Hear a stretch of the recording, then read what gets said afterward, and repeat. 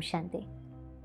कई लोगों की जो एक समस्या है, एक संस्कार है जो उनको बहुत परेशान करता है, वो है आलस। जैसे आलस एक बीमारी की तरह हो गया है, कुछ भी हमें जीवन में प्राप्त ही नहीं करने देता। एक्चुअली आलस कमज़ोर मन की निशानी है। कमज़ोर मन कर्म नहीं करना चाहता। वो प्राप्ति उसको अच्छी लगती है, लेकिन कर्म करने में वो आलसी हो जाता है और समय वेस्ट करता है। चाहे टीवी देखकर समय वेस्ट करेगा, सो करके समय वेस्ट करेगा, डाइवर्ट करेगा अपने को, मेहनत नहीं करना चाहेगा।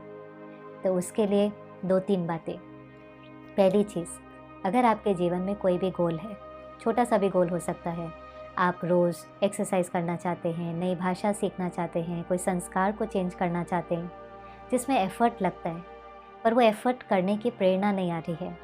हमें रोज़ जिम जाने की प्रेरणा नहीं आ रही है, वॉक करने की प्रेरणा नहीं आ रही है। तो सबसे सहज तरीका है उससे होने वाली प्राप्ति को स्मृति में लेकर आएं। प्राप्ति कि अगर हम रोज़ एक्सरसाइज भी करते हैं तो कैसे हमारा वज़न कम हो जाता है, हमारी बॉडी में फिटनेस बढ़ जाती है, फ्लेक्सिबिलिटी बढ़ जाती है, बीमारियों से हम छुटकारा पा लेते हैं। जब हम प्राप्ति को देखते हैं, अपनी मन की स्क्रीन पर विजुअलाइज करते हैं, तो हमारे अंदर उमंग पैदा होता है। उमंग कि हम उस चीज़ को कर सकें, और ये हमें कई बार करना पड़ता है। फिर वो आलस आने लगता है। फिर जब हम उस प्राप्ति को अपने को याद दिलाते हैं तो फिर उमंग आ जाता है। और कुछ बार भी अगर हमने थोड़ी सी प्राप्ति अनुभव कर ली, 1-2 बार भी हमने एक्सरसाइज करी, शुरू में तो मुश्किल लगेगा, एफर्ट होता है, दर्द भी होता है, लेकिन 1-2 बारी भी अगर उस प्राप्ति को चख लिया, उसका टेस्ट कर लिया, तो वो प्राप्ति फिर उस चीज़ को सहज कर देती है। फिर वो चीज़ मुश्किल नहीं लगती, बोरिंग नहीं लगती, लेकिन उसको करने की दिल होती है। क्योंकि कई बार लोग कहते हैं अगर हमें आलस आ रहा है तो ज़रूरी है कि शायद हम वो नहीं कर रहे जो हमें अच्छा लगता है। इसमें 2 बातें हैं। हाँ, कभी कभी ऐसा हो सकता है कि हम वो नहीं कर रहे जो हमें अच्छा नहीं लगता, पर कई बार ऐसा भी होता है कि हम वो ही कर रहे हैं जो हमें अच्छा लगता है। हमने केयरफुली उसको चूज़ किया है, चाहे वो कोई करियर हो सकता है, चाहे वो कोई रिश्ता हो सकता है। हमने सही निर्णय लिया है। हमने वो निर्णय इसलिए लिया था क्योंकि वो हमें अच्छा लगता है, चाहे वो डॉक्टर बनना है, लॉयर बनना है। पर हम ये भूल जाते हैं कि कोई भी यात्रा है और कितना भी हमने सही निर्णय लिया है, उसमें उतार चढ़ाव तो आएंगे ही। हमारे से कुछ ना कुछ गलती तो होंगी ही। जैसे हमारे से गलती होती है, हमारा उमंग ख़त्म हो जाता है। एक्चुअली गलती होना तो गलत बात है ही नहीं, लेकिन एक ही गलती बार बार रिपीट होना गलत है। बाकी तो कोई हम परफेक्ट नहीं है, हमारे से कुछ ना कुछ गलतियाँ तो होंगी। ज़रूरी है कि हम रिफ़्लेक्ट करें कि ये गलती मुझे क्या सिखा रही है। How can I do the same thing differently. वो चीज़ मैं कैसे अलग तरीके से कर सकूं कि ये गलती मेरे से दोबारा नहीं हो। कभी कभी हमसे कुछ गलत निर्णय भी हो जाएंगे, चाहे वो बिजनेस वेंचर है, कोई भी यात्रा है। ऐसा तो नहीं है कि हम हमेशा सही निर्णय लेंगे। हमने कोई निर्णय लिया, उस समय हमें लगा था कि ये राइट है। जितनी हमारी बुद्धि को समझ थी, जितनी हमने औरों से एडवाइस ली, उसके आधार पर हमने एक निर्णय लिया। हो सकता है थोड़े समय के बाद हमें रियलाइज़ हो कि ये निर्णय ठीक नहीं है। जब हमें समझ आई, when we know better we do better, जब हमें कोई चीज़ की समझ आ जाती है तो हम अब अगला अपना जो कदम है वो श्रेष्ठ उठाते हैं। पर हमें इससे डरना नहीं चाहिए कि हमारा गलत निर्णय क्यों हो गया। कभी कभी हमारे से गलतियां हो जाती हैं, गलत निर्णय हो जाता है, जीवन में फेलियर भी हो जाते हैं। फेलियर भी क्या है, हमने एक आउटकम एक्सपेक्ट किया था कि ऐसा रिजल्ट होगा, लेकिन जो हमने सोचा था, जो मन की स्क्रीन पर देखा था, वो वैसा नहीं हुआ, उससे कुछ अलग निकला। वो अलग भी हो सकता है, शायद बेहतर है, पर कभी कभी हम पुराने से इतना अटैच होते हैं तो हमें उसके अंदर बेनिफिट भी दिखाई नहीं देता। तो यात्रा के अंदर गलतियां भी होती हैं, गलत निर्णय भी हो जाते हैं, और कभी कभी फेलियर्स भी होते हैं। लेकिन फेलियर भी वही है कि अगर हम वापस उठे नहीं और दोबारा ट्राई नहीं करें, नहीं तो फेलियर बहुत अच्छा है। कभी कभी ये जो जीवन के फेलियर्स होते हैं वो हमें बहुत अनुभवी, बहुत शक्तिशाली बना देते हैं।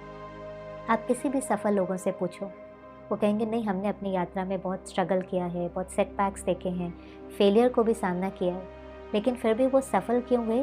क्योंकि मन से नहीं हारे। हिम्मत बहुत बड़ी चीज़ है। फेल होना कोई बड़ी बात नहीं है, गलती होना कोई बड़ी बात नहीं है। हिम्मत और उमंग उत्साह बहुत बड़ी बात है। अगर हिम्मत होती है तो हम किसी भी विघ्न को पार कर सकते हैं। वो आत्माओं के अंदर बहुत हिम्मत होती है तो वो पहाड़ जैसी बात को भी राई बना देते हैं, रुई बनाकर फूंक मार के उड़ा देते हैं। वो साइलेंस में बैठते हैं, अपने से पूछते हैं ये चीज़ ने मुझे क्या सिखाया, और आगे बढ़ जाते हैं कि अब मुझे इसको अलग रीति से कैसे करना है। वो हार नहीं जाते। वो इस तरह से उदास, निराश होकर अपने मन को डाइवर्ट करने के लिए घंटों घंटों टीवी देखें, वीडियो गेम्स खेलें, जो कई लोग करते हैं, या लंबा लंबा सो जाएं। ऐसे तो फिर कई बार मनुष्य डिप्रेशन में भी चला जाता है। तो जब हम ये रियलाइज़ करते हैं कि ये जर्नी का पार्ट है, ये गलत नहीं है, ये तो होता ही है, दिस इज़ द वे। जैसे एक वो हर्डल रेस होती है जिसमें ऐसे ऐसे डंडे लगे होते हैं, हर्डल माना रुकावटें। तो वो ये नहीं कहता है कि ये मेरे रास्ते में रुकावटें हैं, वो कहता है ये ही रास्ता है, इसके ऊपर से जंप करके मुझे मंजिल तक पहुंचना है, ये ही रास्ता है। इस रास्ते में ये सब कुछ होता है और ये रास्ता हमें मंजिल तक पहुंचाएगा। बहुत ज़रूरी है कि हम जर्नी को एंजॉय करें, तो हम डेस्टिनेशन पर पहुंच ही जाएंगे। कभी भी हम ट्रैवल करते हैं तो क्या कहते हैं, हैव अ हैप्पी जर्नी। ये जीवन की यात्रा को एंजॉय करना है, सीखना है। सिर्फ ये इंतज़ार नहीं करना है कि मैं मंजिल तक कब पहुंचूं।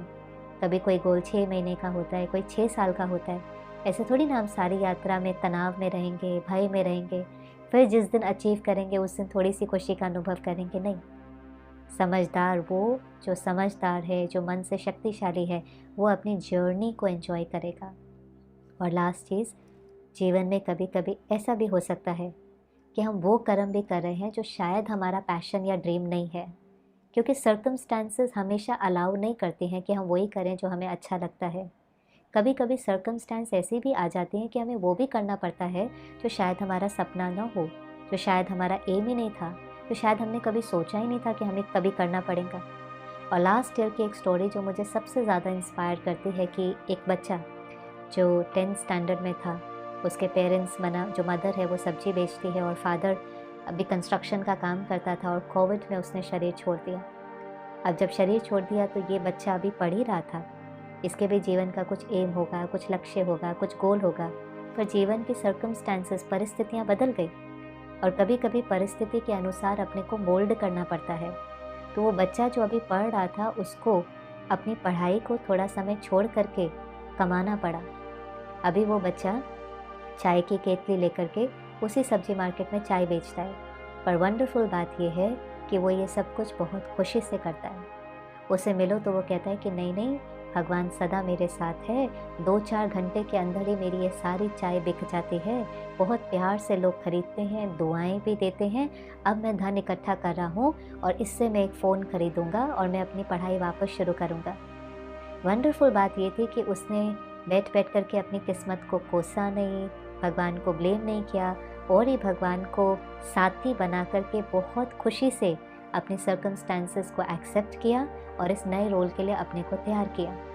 ड्रीम छोड़ा नहीं है, लेकिन कभी कभी थोड़े समय के लिए भी वो करना पड़ता है, क्योंकि किसी के घर में आर्थिक समस्या हो सकती है, तो उसको दिल हो मुझे सिंगर बनना है, एक्टर बनना है, पर हो सकता है उसमें थोड़ी इनसिक्योरिटी है, तो थोड़े समय के लिए हमें कुछ ऐसा भी करना पड़ता है जिससे हम फाइनेंशियली सेफ फील करें, सिक्योर फील करें। या हर एक की सिचुएशन अपनी अपनी है, पर ये बहुत शक्तिशाली मन की स्थिति है कि हम कुछ भी प्यार और खुशी से कर सकें। उस मनुष्य के अंदर कोई आलस नहीं है, क्योंकि वो क्या कर रहा है वो उसके लिए इम्पोर्टेंट नहीं है। वो हर चीज़ खुशी और प्यार से करता है। एक है मैं कुछ करूँगा तो मुझे उससे खुशी मिलेंगी, वो एक जीवन जीने का तरीका है। और दूसरा है कि नहीं, हम आउटसाइड इन जीवन नहीं जीते, इनसाइड आउट। हम हर छोटे कर्मों के अंदर प्यार और खुशी भर देते हैं।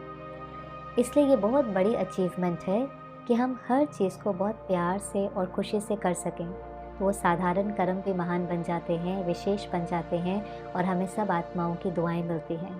तो इसलिए अगर हम इन छोटी छोटी बातों का ध्यान दें तो आलस जैसी बीमारी हमारे जीवन से दूर हो जाएंगे और हमारा जो भी लक्ष्य है हम उसको प्राप्त भी कर सकेंगे, जीवन की यात्रा को एंजॉय भी कर सकेंगे।